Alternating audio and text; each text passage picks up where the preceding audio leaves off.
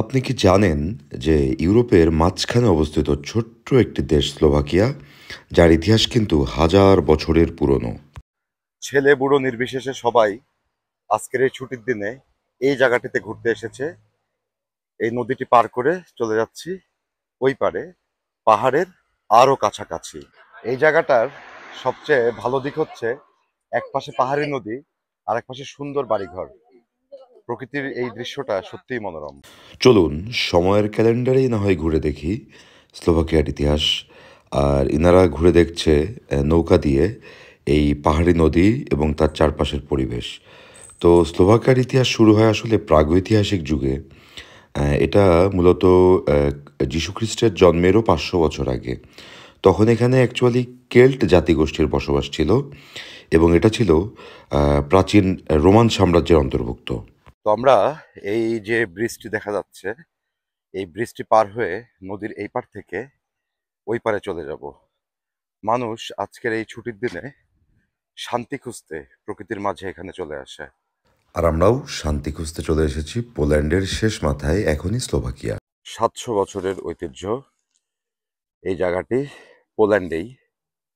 ৭০০ বছরের এই রাজাদের সাম্রাজ্য ছিল এই গ্রামে, ১৩১৭ সাল থেকে ২০১৭ সাল পর্যন্ত। এরপরে এই রাজার বংশ বিলুপ্ত হয়ে যায়। তো এই গ্রামটি পাড়ি দিয়েই মাঝখানে পাহাড়ি নদী, এই ব্রিজের ওই পারে হচ্ছে স্লোভাকিয়া এবং এই পারে পোল্যান্ড। ঠিক এই মুহূর্তে দাঁড়িয়ে আছি পোল্যান্ড এবং স্লোভাকিয়ার ঠিক মাঝখানে। আমার পিছনে যেই নদীটি, পাহাড়ি নদীটি, আমি পোল্যান্ডের সাইডে ছিলাম। আমি এখন এই নদীটি পার করে এই ঝুলন্ত ব্রিজটি দিয়ে হেঁটে হেঁটে যাচ্ছি এবং এই নদীটি পার করে আমি যাচ্ছি এখন স্লোভাকিয়ায়।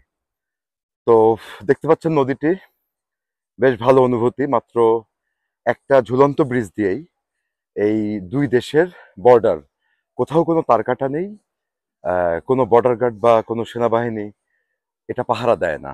এটা ট্যুরিস্টদের জন্য উন্মুক্ত। ঠিক এই মুহূর্তে নদীর মাঝখানে, পোল্যান্ড এবং স্লোভাকিয়ার মাঝখানে।